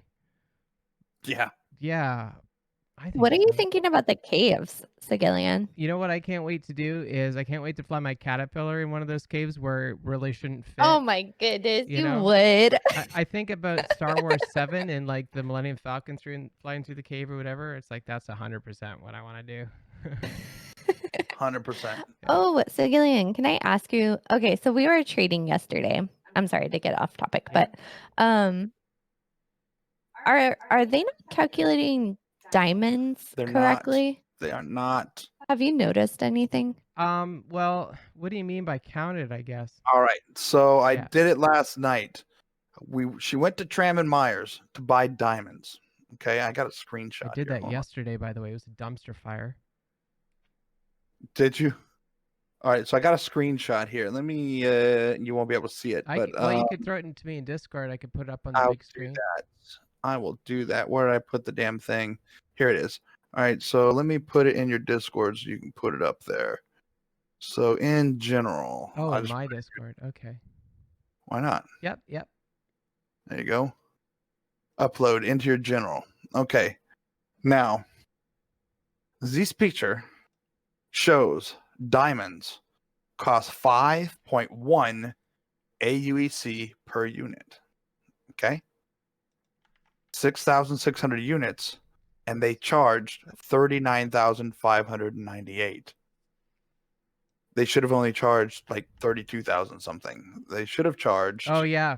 It's like a desync or something, hey? I don't know, but it's consistent with diamonds and nothing else. Yeah. This So is when the same people are thing that talking, got it me. should have been 33,660, and they're and this is consistent. It's wrong over and over again for diamonds. So there's something up with diamonds. So that what's happening is your profit margin should be about 25% running diamonds to Lorville. When with this, because it's wrong, it ends up being like 11%. So it ends up being complete trash. Yeah. So just because this price there on the price per unit says, you really need to do the math to make sure you're paying the right number. Yeah. That's the point. So it's not that the diamond trade is nerfed. It's that there's a bug somewhere that the math isn't working The right. math is wrong. Oh, and then you got a little Cody in there too. So yeah, you got a little Cody. It's interesting you bring this up because I experienced Cody. this similar issue on yesterday, but I swear it's done this before, like many patches ago as well. Like where I just would buy it and the amount that I buy it for doesn't coincide with the unit price, and it's like what? Yeah.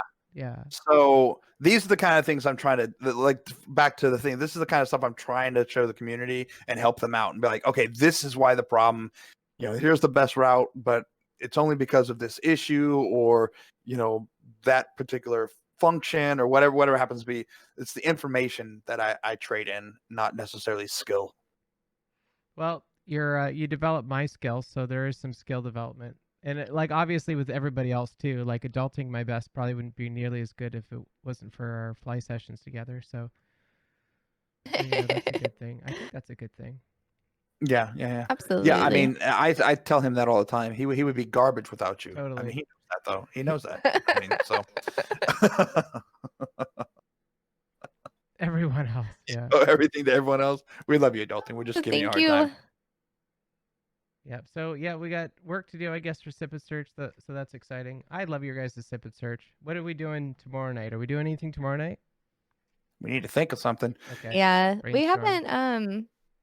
A lot of the Sip and Search. So how that came about was streaming every day during lockdown. I was trying to come up with like different gimmicks to do like every day. There was like wine and mine Mondays, or wine and everything had to deal with drinking. Everything had to do with drinking, by the way. Yeah. Wednesdays or trading Tuesdays, things like that. And I was like, what can we do on Saturday? And part of I feel like the game loop is exploration. And I found on Reddit there was some Easter eggs that people have already found. So it was easy enough to follow the instructions and go to those said locations that we didn't have to really like work for. But now that those are all kind of done, we're trying to find different Easter eggs or new Easter eggs. So for instance, Silo totally trolls us all the time. He mentioned there was fruit trees. We're trying to find these berries now on Microtech. But anything that we try to go to Reddit and see if there's anything new and exciting, whether or even just like an anomaly on a planet, like the Hurston Canyon they had during 311, I believe it was. That was pretty cool. We got a really good shot on that one. Yeah, I enjoyed that. Yeah, so I don't know what we're gonna do. Like I said, as you know, we don't really plan so much anymore. The main plan for Sip and Search is everyone brings a lot of alcohol. That's the first plan. And then we tend to make fools of ourselves throughout the night, and everyone has a good time.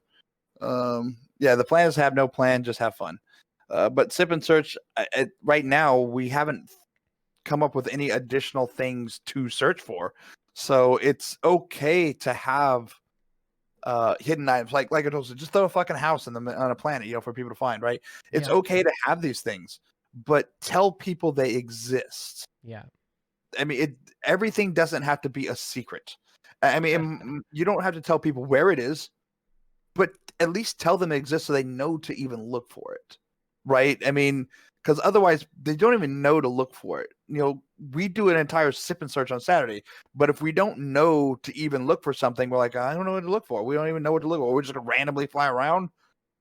I mean, we could do that, but it would be a lot more beneficial if they just said, hey, out there, there's like at least 5 outposts out there that no one has found. There's 3 caves, something along those lines, so that it gives someone an idea of what they're even looking for in an infinite game, right? Yep. I mean, totally. That would be nice. Everything doesn't need to be a secret, CIG. Everything doesn't need to be a damn secret. It's an alpha game. Secrets are meant for release products so that you don't want to spoil anything. It's freaking alpha. No, actually, adulting. He said one time. Jared said that one time there was a cough medicine that was like named after him or something like that. I immediately was like, "Oh, let's go Sip and Search." Maybe we could do Javelin this week. That'd be fun. I haven't seen the Javelin in a bit. The one in Daymar, the Crash Javelin. Oh yeah, we could go do that. We could definitely do that. Go hit that up for sure. Anything. We're willing to do anything. That's why I said about our fluidity in our game is literally if someone's like, hey, you know what? That sounds cool. Let's go do that. And we're like, hey, what do y'all think? And then people are like, yeah, I'll jump in. And next thing you know, we have 12 people, not that many, like 5 or 6 people joining us and like get up and go do it. It's really nice being fluid. bringing a lot of good people together and just having fun. Yeah. I think that's the main thing. How'd you guys enjoy Xenothreat? What's your opinion about the Xenothreat? Oh, that was so much fun. I can't wait to see more events like that. I was really excited when they just did the Halloween event last year for the FanDuel helmet.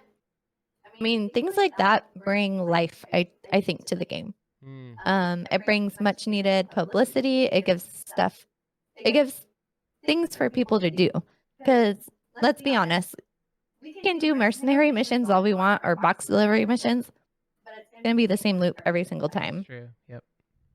Mm-hmm. Yep. Yeah, I'm a little mixed. I thought the first part was really good. Was it super fun to grab boxes? Not necessarily. Was it different and unique? Absolutely. Did it encourage teamwork? Absolutely. Those are things that really matter in an MMO. So ultimately, it was a fun loop because the things that it did add those fun things. The second part, I was a little disappointed in, if I'm going to be honest.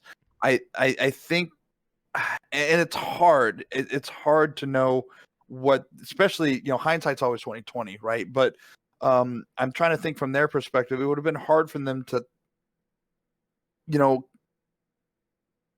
to pre-know what was going to happen, as far as literally everyone spawned in with a retaliator and the mission was ending in 5 to 10 minutes.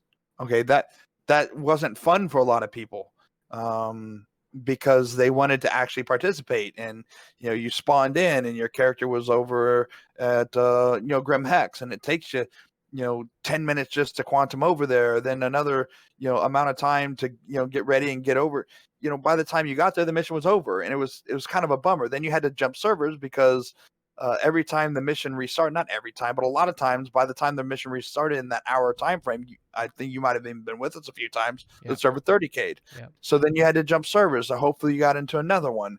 A lot of times you jump in, the mission's already going, and by the time you get there, they're halfway done with the last Idris. You didn't get to participate in it the way that I was hoping that it would allow people to participate in that. I think phase 3 was a little bit, I don't know exactly what I would have done differently, but I do know that they either need to queue up the action a little better, so that it gives more people time to get ready and prepped. Make it more random where the Xenothreat was spawning in. Like, it didn't just have to be there near Jericho. I understand they were on the way to Jericho, but it would have been nice if their first spawn that you caught them into our system was in different locations. Oh, it and was then kind of like you would beat them back, and then they would spawn somewhere halfway to Jericho, and then you beat them back, then they'd spawn at Jericho. That would give people time around the system to get to the different locations. Just a thought. I don't know. I'm just trying to throw some ideas out there. I mean, I started this by saying I don't know what they could have done specifically, but I do think they need to think about how they can phase this in so that more people can participate in that type of a thing. I agree. And phase 4 was not phase 4. That was fireworks. Yeah, phase That was 1. lame. Yeah, well, and I did get that confirmation. Phase 1 was the Xenothreat starting the little video, and phase 4 was the fireworks. So there was really only 2 phases to this. It's funny, I never thought about the fact that, it was a little bit lopsided during the end where everyone was just spawning retaliators. It's like all of a sudden we knew how to bring these guys down, and we were full force, and they were over in like minutes. Yeah, I mean, again, I don't know what they can do better, because there's lots of factors to that, more than just how long it takes people to get there. It's also, and come on, everyone's spawning retaliator, the damn thing is going to go down fast, right? Yep. So is torpedo boats a little OP? I mean, is that going to be a problem when we go live, that these cap ships are just going to go down like crazy because everyone's going to be flying torpedo boats? I don't know. I don't know how that balance is going to be long term, but I just know that it wasn't as fun for me that I would have liked. Yep. Yeah. Well, I had a good time. All right. Well, I guess we might as well wrap that up there. We're coming into 2 hours now. So, is there anything else like what's your future look like? What else should we announce from Carbontails coming soon? Hmm. Why am I hearing myself? What are you doing, Q? I don't know. I messed this up. Q's messing things. I messed this up. I don't know what this was. I clicked the wrong thing. You break More to come soon. TM. Oh, your video's totally frozen now, Q. Oh no, you're just really still. Never mind. Yeah. Sorry, I'm having trouble with the dang I have to keep restarting her audio engine so I can hear her. And I have now messed it up so I can't hear her at all anymore.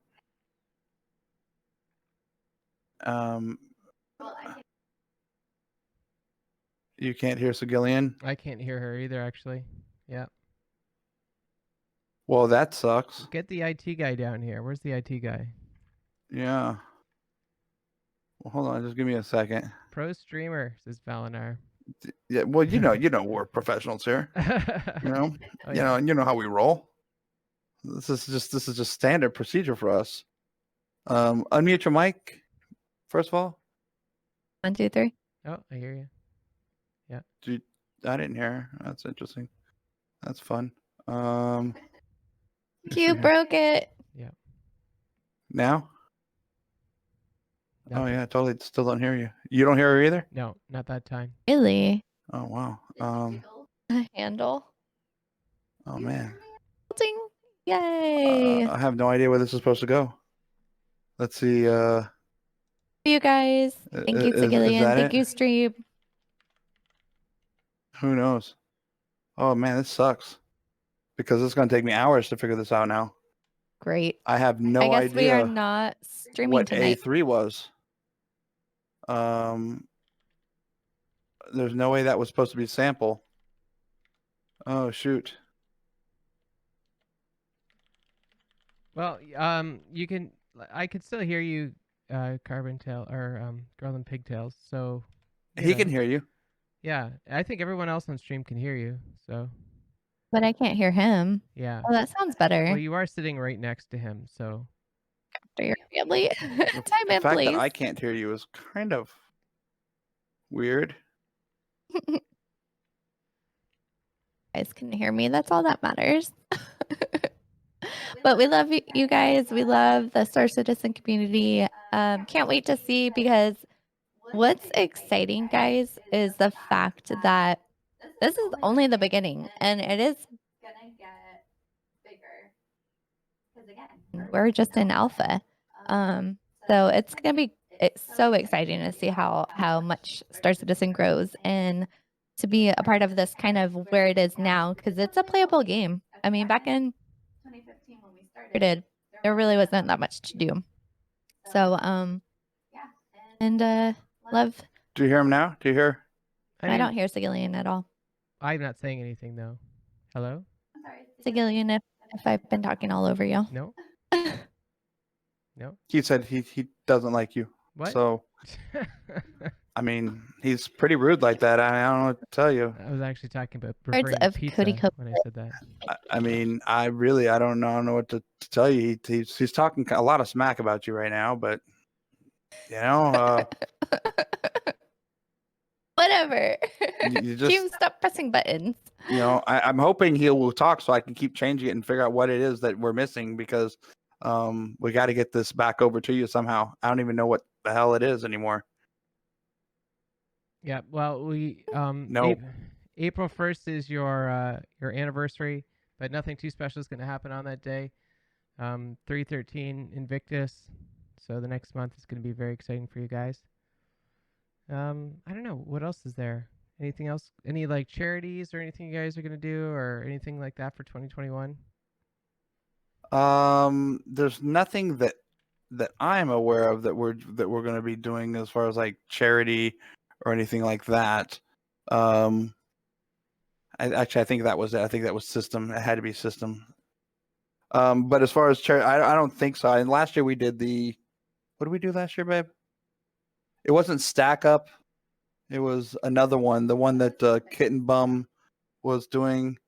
But I don't know what we're gonna do this year. We haven't really planned it out. Really, just the same stuff we've been doing. I mean, the problem is we don't have as much time as we did last year because it was during double talk. You're hearing double? No, I was making fun of adulting. Oh. Yeah. Did you hear him that time? You No. you didn't hear him?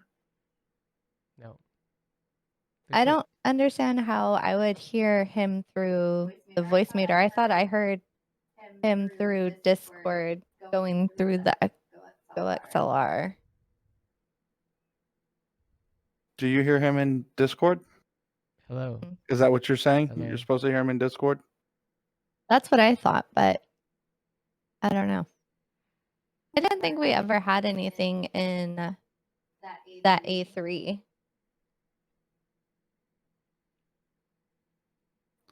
So then this would be chat, is what this is supposed to be. This is supposed to be chat. Where's the chat one? Music, speakers, system. It could be no system's that one. Chat. Try chat. Try chat. Say something. Say something. Hello. Hello. She's not hearing you, is she? Pizza No. is tasty. Pizza is the most delicious thing on the planet, but don't put pineapple Need to on it. restart the computer. Yeah. Well, that's okay. But- We can wrap that up here, and then we can. We got to do our selfie. Please don't forget the fact that we have to do the selfie. Okay. We're not gonna forget. We're not gonna do anything else. So Okay. that's what we're just gonna do that. But yeah. Okay. Sorry, I don't have this output to chat, so This it is should. just streamer life, man. That's how it is. Let's wrap this up there on the technical difficulties, though. Yeah. Thank you guys so much for watching the show today, and thanks to everyone out there who came to watch. And this is going to be up on YouTube, so I'll put all that good stuff on the YouTube description, so you guys can click and do all that fancy stuff. When's the next time you guys are going to go live? When can they catch you? Well, we were going to do tonight, but I don't think we're going to stream tonight. So tomorrow at 10? Tomorrow at 10 a.m. Tomorrow at 10 will be the next time, yeah. No, Cool. 10 p.m. 10 p.m. for the Sip and 10 Search. p.m. 10 All p.m. And she might stream in the daytime, but we'll see. We'll see. Cool. All right. Well, Yeah, thanks. we're going to do a picture with him after the stream's over here. Yes, we have to do the selfie. Yes. Yep, Okay. yep. All right. Well, thanks again, guys. And yeah, I'll move you off to somebody else. I don't know who, but we'll figure that out. And I'll be doing the pizza stream tomorrow at 1 p.m. So be sure to check me out there. Thanks Absolutely. again, guys. Have a good night.